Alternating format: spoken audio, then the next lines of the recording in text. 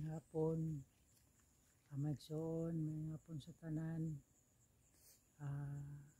Salamat kayo ining kapunon, labi na sa atong buhi nga Dios. Nagpasalamat ko maigsoon no, sa kung maginikanan kung sa ilang nagian dinhi sa bukid.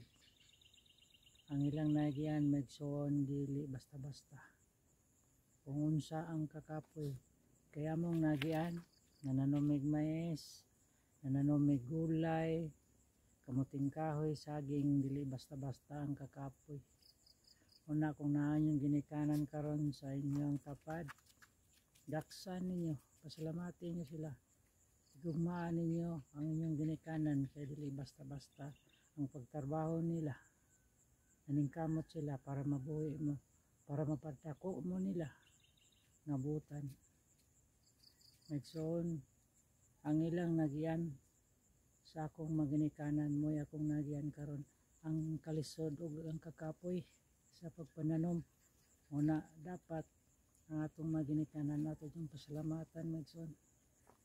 Uban ang Dios, kay wala ang Dios nihatag sa tuwa og kinabuhi. Wala tatagay og kumpleto nga lawas, kung wala tatagay og kusog kabaskog sa itong lawas karon, wala ta. Muna ato yung pasalamatan ng buhay nga Diyos maigsoon, kay siya ang nag-guide kanato kanunay sa matagadlaw.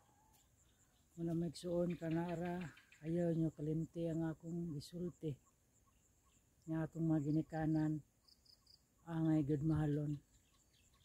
Uban ng Diyos, kang Diyos pod ang naghatag sa itong ginikanan o kinabuhi, wala na ilain.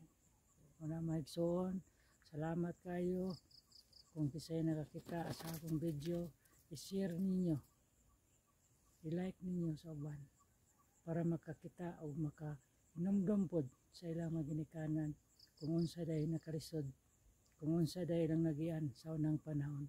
Mga bye-bye, salamat.